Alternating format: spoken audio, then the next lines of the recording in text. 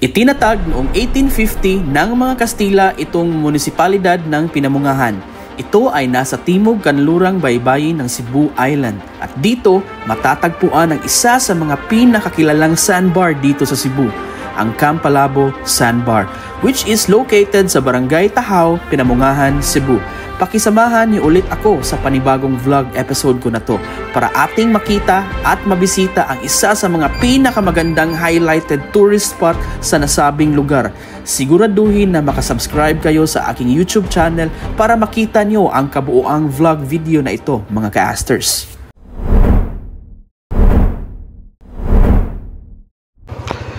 Hello, so time check, it's already 4:15 and aalis na tayo dito sa Catmon, Cebu as always, and patungo tayo sa Municipality of Pinamungahan, mga ka-asters. So ang mga lugar na pupuntahan natin, mga ka-asters, sa Pinamungahan ay Busagak Falls, yung Libo Spring, no, Sinungkalan Spring, no, and Falls, mga ka-asters, and lastly yung Camp Palabo Sandbar, no. So ipakita ko lang saglit, mga ka-asters, yung rota natin.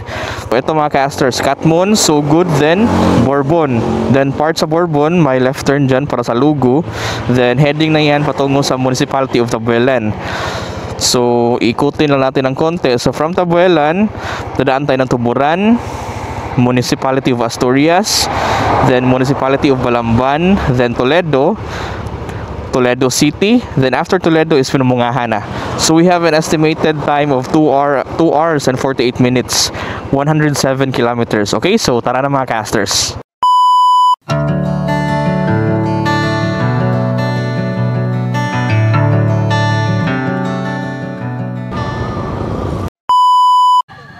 Hello, mga casters. So andito na tayo, no.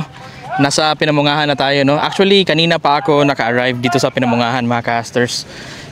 Kumain lang ako, no, for breakfast, mga casters. And guess what, mga casters, saan tayo ngayon? Nasa Bugsay Resto Grill tayo, no, public beach, no. So itong Bugsay Resto Grill, makikita nyo yan, mga casters, yung Bugsay Resto Grill. Yan yung Bugsay Resto Grill, no. So malapit lang dito ang public beach, no. So ipapakita ko sa inyo ang public beach, mga casters. Pero before that, mga casters, ipapakita ko lang sa inyo yung nasa gilid lang to ng ng public road, mga casters, no. So doon tayo galing, and if pupunta kayo sa doon na direction, mga casters, na yan siya, papunta na yan siya sa poblasyon Pinamungahan, no. So doon tayo galing, doon. So sa doon na direction pa poblasyon Pinamungahan. So pwede kayong dumaan dito kung magsasakyan kayo, kung magmotor kayo, may makita naman kayong daanan dyan, mga casters, no. So ito yung area dito, no. So yan. So let's roam around, mga casters, para at least maka-idea kayo, pa-picture out niyo, no, makita niyo, mga casters, kung ano yung itsura dito, no. So ito yung public beach, which is malapit sa Bugsay Resto Grill. Mamaya puntahan natin yung Bugsay Resto Grill, mga casters. Yan. So papunta nyo dito, mga casters, may mga na siya, may mga parang cottage like na, no, made of cement. So maganda na talaga siya, no. Yan. So hindi na kayo ma-worry, mga casters, na maghanap pa ng cottage, ng tables, ng chairs, mga casters, kasi meron na, naka-provide na, no. 200 pesos minimum 4 hours. May charge pala, may charge. 200 pesos minimum 4 hours pala. Yan, cottage number 2. For every succeeding hour, 25 pesos for every succeeding hour, as per sa LGU sa Pinamungahan daw, mga casters. So itong public beach na ito, mga casters, yan, lapitan natin ang konti, no. So malinis yung tubig, no, malinis yung dagat, mga casters, yan, no. Yan, malinis. So ang sarap maligo dito, no. Hindi mo na kailangan na magbayad pa ng entrance fee, magbiyahe pa kayo ng malayo para ma-feel nyo yung dagat, no. Yan, no. Napakalinis ng tubig, mga casters. Okay. So enjoy na enjoy yung mga tao. Ang mababayaran nyo lang dito, lang, small price lang talaga yung mababayaran nyo dito, mga casters, no. Yan. So itong public beach, bakit ko to in-include sa vlog ko, mga casters? Kasi ito yung area kung saan dito kayo, or I mean dito yung starting point, dito yung starting point if pupunta kayo dun sa Camp Palabo Sandbar. no? So natanong ko sa kanila mga ka-asters, may nakausap ako kanina, no? Si ma'am, siya yung taga-collect sa parking fee dito mga ka-asters, no?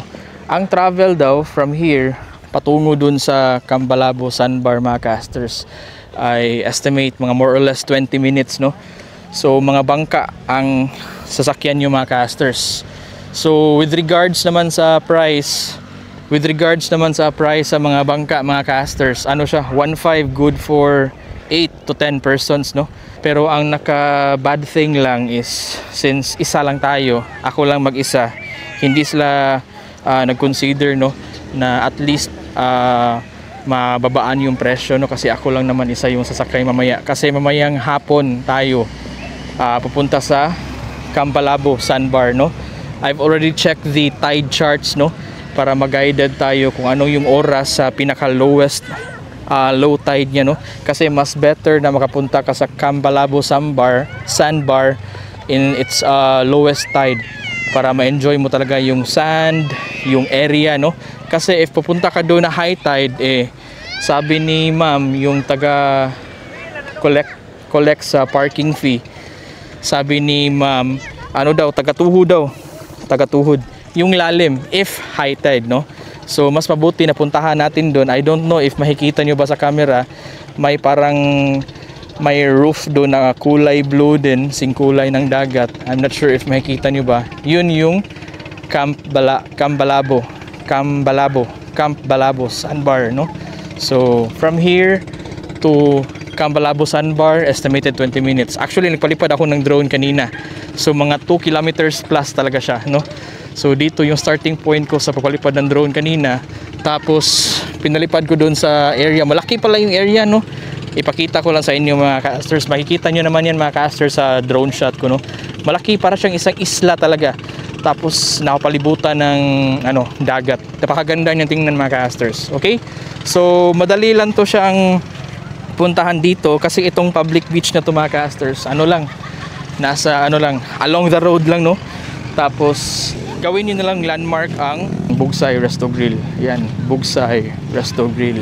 So itong Bugsay Resto Grill at saka yung public na beach ay isa lang, no. Yan. So located to siya sa Barangay Tahaw, Pilamongahan, Cebu. Yan mga ka-asters, no, Resto Grill. Free naman kayo na kahit maliligo lang kayo, no. Ito lang yung pupuntahan nyo dito. Maliligo lang kayo sa public beach. Yan, no. So, napaka-clear talaga ng tubig, Tingnan niyo naman yan mga ka-asters, Napaka-clear talaga ng tubig. Okay, see? Ganda ng tubig, no? Enjoy na enjoy ka na. So, I think yun lang mga ka-asters, no? So, balik lang ako dito mamaya. Hello mga ka-asters. So, nag-assist si ate sa atin, no, si Ma'am Dio Gracia, no? Pinuntahan niya yung mga ka-asters, yung in charge sa boat, no. So tayo yung sasakay mga ka-asters, and wala talaga tayong magagawa, no. Bayad talaga tayo ng 1.5. Oo, mas better sana if may kahati tayo, no, or if may mga ibang members na sasakay, no, up to 8 to 10 persons mga ka-asters, para mahati din yung 1.5. Pero regardless if ilan kayo na sasakay mga ka-asters, 1.5 talaga mabayaran. So as for my case, no, isa lang ako pero 1.5 talaga mabayaran, so walang tayong magawa. Yan. So dito, no, ito yung kanina na ipinakita ko sa inyo ng mga public beach, public beach mga ka-asters, no. Yan. So may videokihan dyan sa taas, may videokihan, tapos may mga tindahan, no. Pumunta kayo dito. Doon tayo nag-video kanina mga ka-asters. Okay? So time check pala mga ka-asters, it's already 2:38, no. So inagahan ko na lang mga ka-asters para may mahabang oras pa tayo once kung makapunta na tayo doon sa Cambalabo Sandbar, alright? So mga ka-asters, si Sir, no, sa magkolekta sa bayad, no. So siya yung magbigay ng resibo mga ka-asters. Tapos nakita nyo ba tong logbook mga ka-asters? Maglalag kayo sa full name nyo dyan, no. So ang mababayaran ni mga ka-asters is yung boat fee, no, 1,500 mga ka-asters, and environmental fee 50 pesos. So 1,550 lahat na nabayaran natin mga ka-asters, no. Okay. So ito yung mga ka-asters, ito yung resibo. Tapos binigyan tayo ni Kuya ng ticket Campo Labo Sandbar Marine Sanctuary Day Tour. Yan. So mga casters, parang yan ata yung barko na sasakyan natin mga casters, no? Hello mga casters. So wala, paalis na tayo mga casters. Ano si pangalan mo? Kendrick. Ikaw? So si Kendrick at saka si Gerald mga casters, no? Kendrick and Gerald. Yan.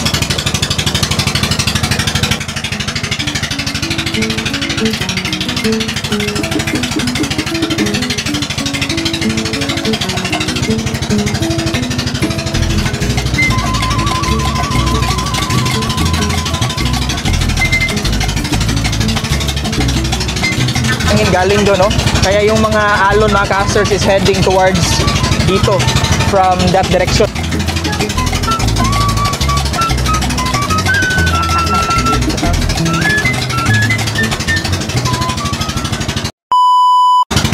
So yan mga casters, no? Malapit na tayo, no? Yan. Kitang-kita na yung dalawang structure mga casters. So may nagbabantay dyan. May nagbabantay dyan mga casters, no?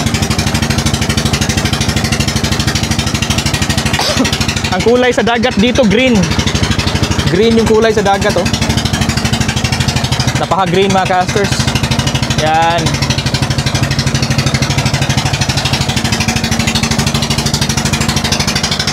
Napaka-green ang kulay sa dagat. Dahil kasi yan siguro sa ano sa baba, no, sa surface doon sa baba.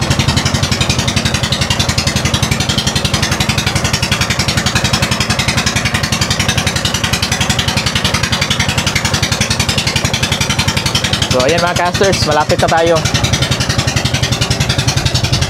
So mas maganda to siya dito mga casters pag ano, pag maglo-low tide, no. So based sa ano, based sa na search natin sa internet, no, yung oras sa pinaka lowest tide nito is mga nasa 4 PM, no. So time check, it's already 3:03 PM mga casters. Okay, so mga casters, as you can see, no, hanggang dito na lang yung bangka mga casters, no. Yan, so ito yung itsura dito mga casters. So nasa tip tayo ng bangka mga casters. Right? Yan, no. So napakaganda mga casters. So pwede na tayong bumaba dyan mga casters, no. Siguro mga nasa hanggang tuhod na natin yan, no. So pwede natin puntahan dyan mga casters, alright? So ang name nito is Campo Labo Sandbar, no. So itong sandbar na ito, isang parang maliit na island, no, na ang ngalan niya is Campo Labo, kaya pinangalanan siya as Campo Labo Sandbar mga casters. Yan. So ang ganda dito sa area mga casters, oh. Ganda. Yan. So parang ano talaga siya, balas rin siya tanan, sir, na yung mga bato sagol. Naibat to. So itong kana ko yun na di okay mga bato lagi na di sir sa. So ayan, ito yung itsura dito mga casters, no. Ang ganda. So white sand siya mga casters, no, white sand siya. Pero sabi ni kuya may mga bato naman. Ayan, yung dalawang tagabantay sa atin mga casters, oh. Yan. So may bato. Ito bato to.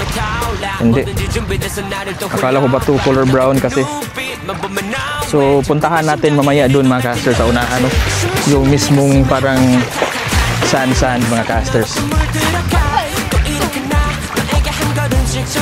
Yan siya. Oop. So ito mga casters.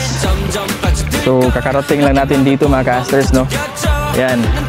Okay. So doon tayo galing mga casters. Doon tayo galing. Right? Doon tayo galing and mga more or less 20 minutes yung biyahe talaga mga casters, no? Okay? So mamaya pupuntahan natin doon mga casters, okay? Pupuntahan natin doon para ma-check natin yung area. And we'll also try to check mga casters kung hanggang gaano siya kalaki talaga yung yung sand, no? Yung sand na ma-expose kung nasa napaka-lowest tide, kung nasa pinaka-lowest tide na talaga mga casters. Yan. Alright. So yan mga ka-asters, ang ganda dito. Mahangin. Itong parang mga may kulay-kulay na ganito. Mga mga halaman pala to. Yan, mga halaman. Try natin puntahan doon mga ka-asters. Ewan ko lang kung may yung parang tuyom, yung sinasabi na tuyom mga ka-asters. Parang wala naman ako nakikita mga ka-asters na parang tuyom. Yan o.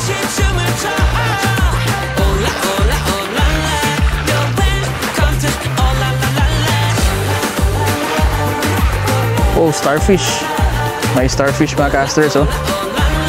Starfish. Yeah. Right.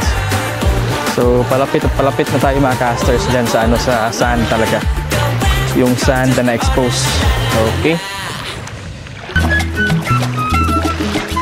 So, may maraming starfish dito mga ka-asters, oh. Ang lalaki ng mga starfish nila dito, no? Magkaiba't iba talaga ang kulay ng mga starfish, no? May mga starfish na ang kulay nila mga ka-asters ay lighter yung kulay. May mga starfish na yung kulay nila is meron ding mga dark, no? Mga dark na colored starfish.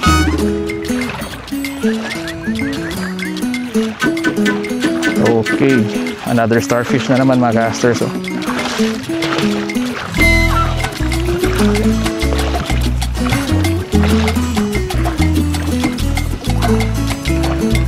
So ang hangin galing doon papunta dito, no?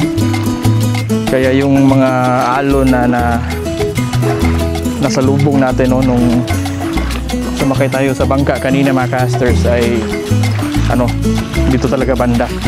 Dito yung direction. Okay. So ito yung Camp Palabo Sandbar, no? Yan. So parang nagitnaan talaga siya, no? Sa I don't know anong tawag sa lugar na yan dyan, no? Ewan. Pero baka hindi na yan Cebu, baka Negros na yan siguro, no? Camp Palabo Sandbar, I'm not sure. So totoo talaga yung sinabi nila mga ka-asters, no? Na may mga bato talaga dyan, no? May mga bato dun. And hindi yan siya siguro man-made, no? Parang natural lang siya mga ka-asters, no? So yan mga ka-asters. Okay, so ito yung area dito. Ang ganda. Napakamahangin. Yan. Puntahan natin yung may nakalagay doon na welcome. No? Welcome. Camp Palabo Sandbar.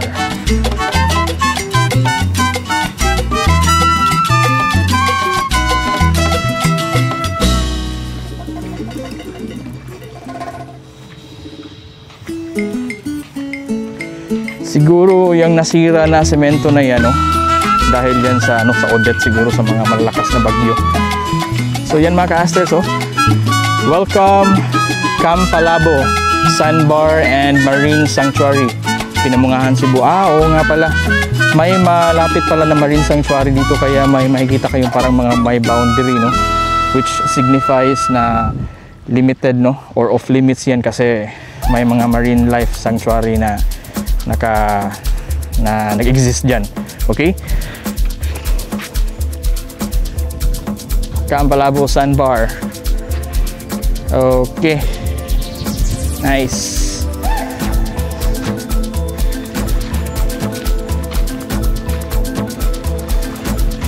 So ang ganda dito mga ka-asters. Woo! Medyo mahangin din. Diba sabi ko sa inyo, bahala na ang init. Basta may hangin, no? Kasi nababawi ng hangin yung init. At yeah, mainit nga siya pero parang nababawasan yung init, no? Dahil sa hangin mga ka-asters. So yun yung nakalagay doon mga ka-asters, okay? Camp Palabo Sandbar and Marine Sanctuary, Pinamungahan, Cebu, no? So this is again located sa municipality of Pinamungahan. Try natin puntahan yung parang may structure na yan dyan mga ka-asters, oh. Try natin puntahan.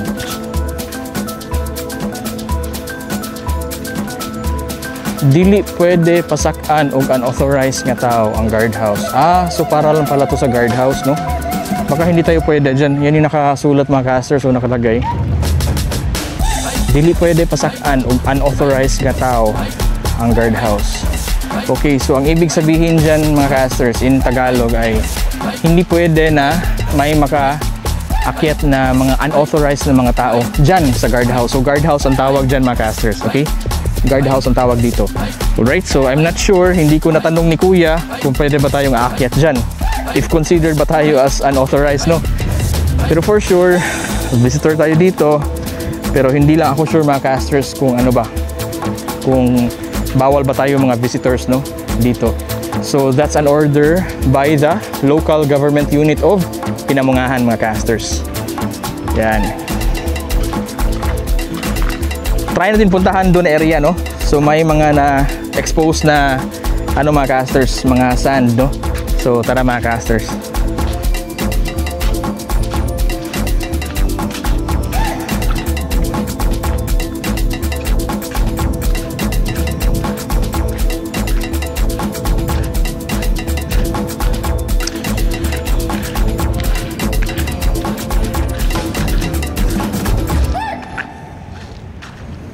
So I'm not sure para saan yan, no, yung structure na yan, no. Pero I think it's a good thing para at least may additional tayo na area kung saan pwede tayo makapag punta para hindi tayo matamaan sa ulan or siguro sa init ng araw, no. So considered siya as a shaded area mga casters, no. So itong kinatatayuan natin ngayon, no, ano siya mga casters, sand siya, sand yan, no. Sand siya mga casters, no. So malambot siya, malambot. Okay. So yung hangin galing doon papunta dito, no. Alright, so tayo natin puntahan dyan mga casters. Paano makikita natin doon?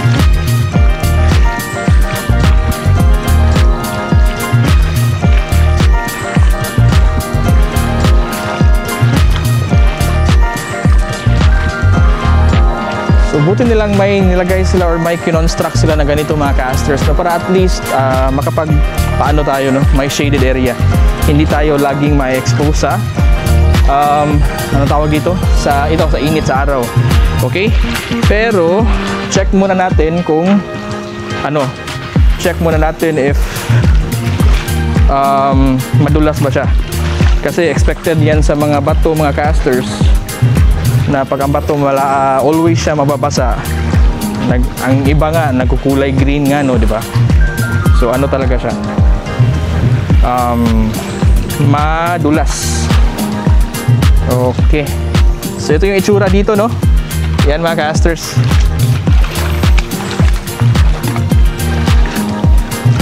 Sana hindi to ba sisira mga casters pag may malakas na bagyo naman na dadating, no? Pero let's not hope na may bagyong malakas na dadating. Pero minsan mga casters, wala talaga tayo magagawa kundi mag-prepare na lang.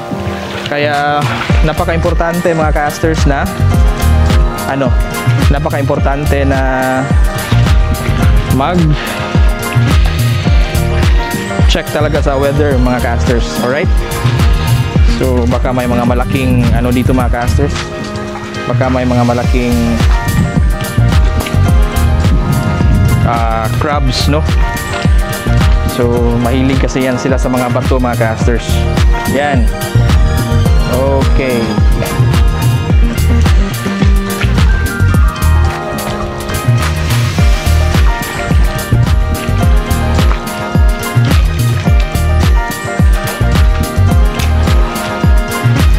Ewan ko kung ano to siya dati, no?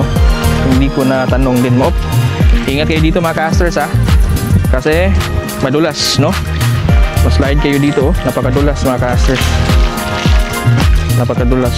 For sure ito, madulas din to. Parang tiles nga to, oh. Made of tiles, if I'm not mistaken.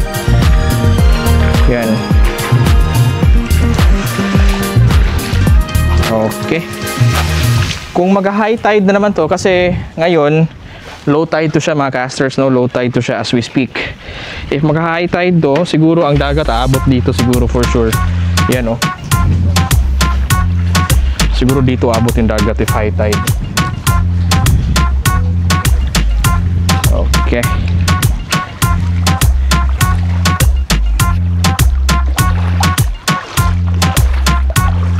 Alright. So hello mga casters, andito kami sa Payag-Payag, no? Yan.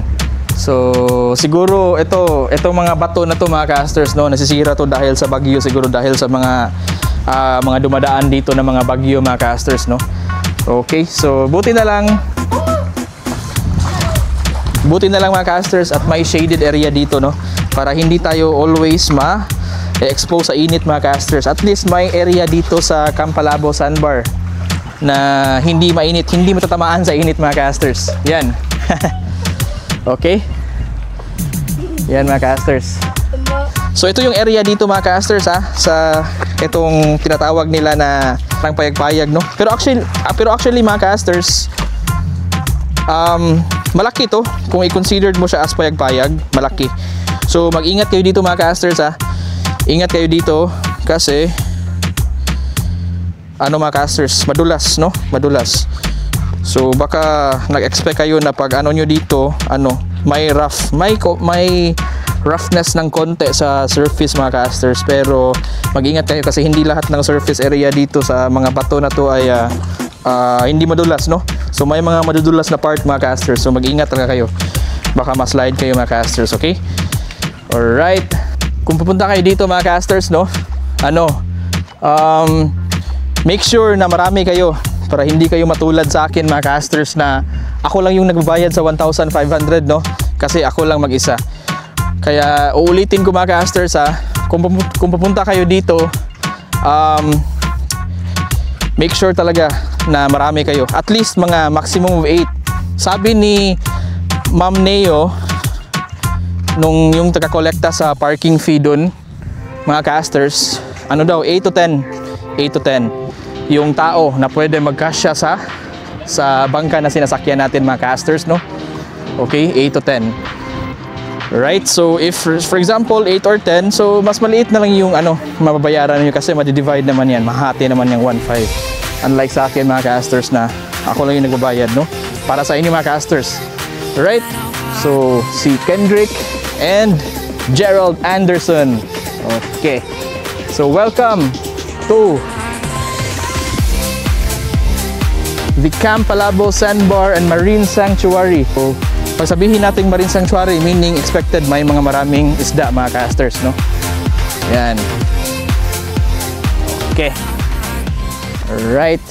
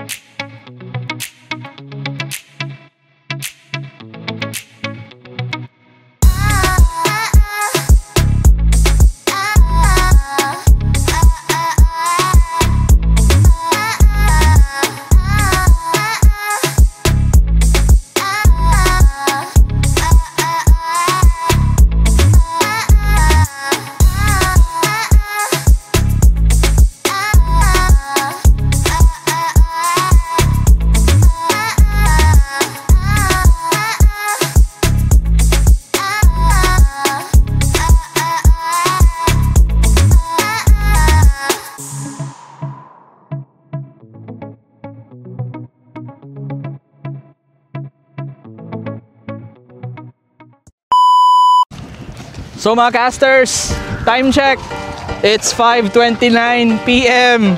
So paalis na kami dito mga casters, no? As you can see, wala na, magsa-start na naman yung process sa high tide nito, no?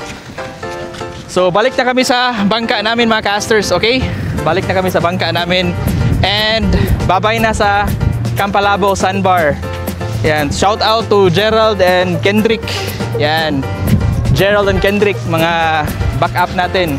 Malaking tulong sila sa pag-vlog natin mga casters, no? Kasi if wala silang dalawa mga casters, ako lang talaga mag-isa dito, no? So wala tayong someone na maka-assist sa atin, right? So Camp Palabo Sandbar. So balik na tayo sa bangka.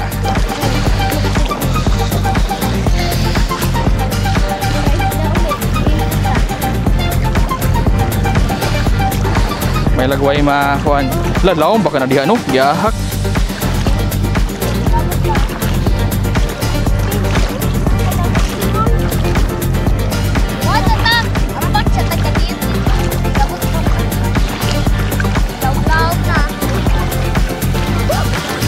Yeah, delikado niya humbag day.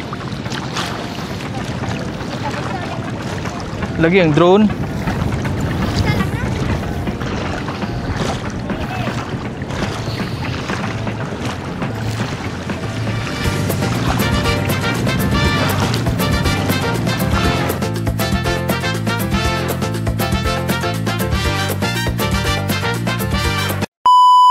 So mga casters, palit na tayo, no?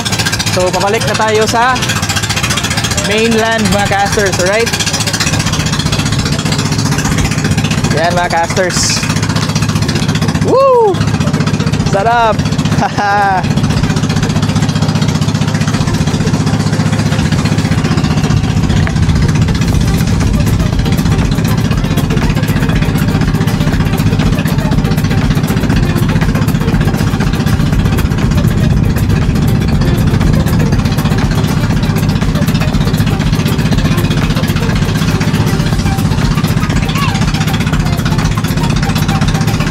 Alright, so mga casters, time check 5:37